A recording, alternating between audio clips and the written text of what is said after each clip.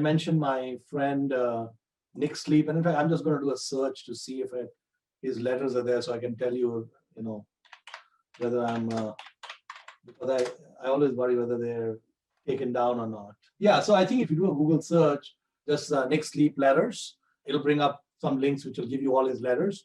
I think those are like the Dead Sea Scrolls. They should be required reading. So he ran a fund from 2001 to 2014. The entire thing is in a single PDF. And what I would do is I would start with the oldest letters and then work my way forward. And I think it would be a tremendous education to go through that.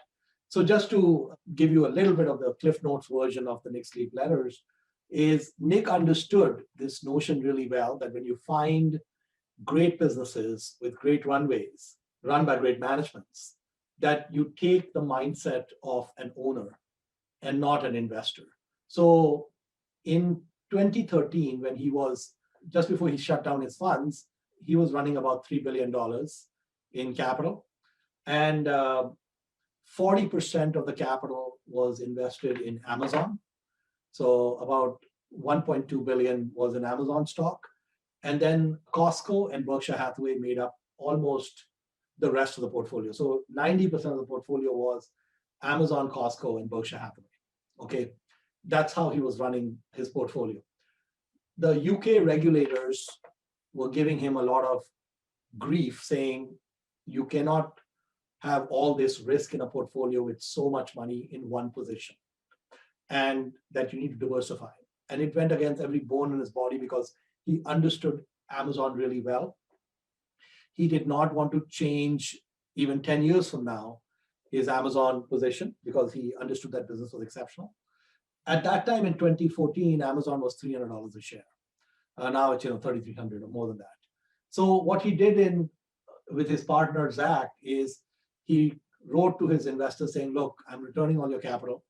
I'm shutting down my funds. We've had a good run." They compounded at about 20% a year for 14 years. And Nick and his partner, I'm estimating, got maybe somewhere between 100 and 200 million each from all the fees and gains and such that they had made. And they kept their stake in these three companies. So for example, if Nick got 100 million, half of it was in Amazon and maybe the rest of it is Berkshire and Costco, and he kept it that way. And you can imagine what that did to his net worth.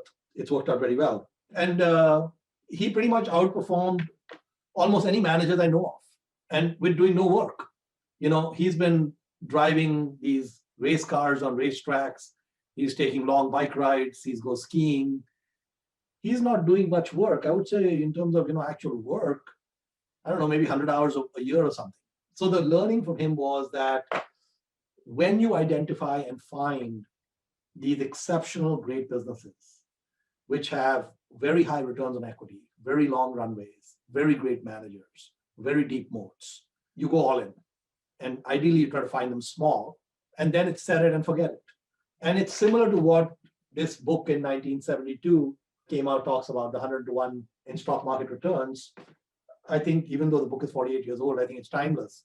So I think these were the big lessons for me, which is I was always an investor who said, okay, find an undervalued asset and sell it at full price. Like, for example, when I bought our investment in Turkey, I said, okay, this is very undervalued. We'll have a good run. At some point, we'll move on. I don't think about it that way anymore. We own 1/3 of that business, which means that out of the 12 million square feet, 4 million square feet belongs to us, my fund investors. I like that business. The managers are really good. And we will keep that business for a long time. And so that's a completely different mindset from what I had before when I was trying to do these precise calculations of intrinsic value and all of that. We're not doing that. So that's the big change.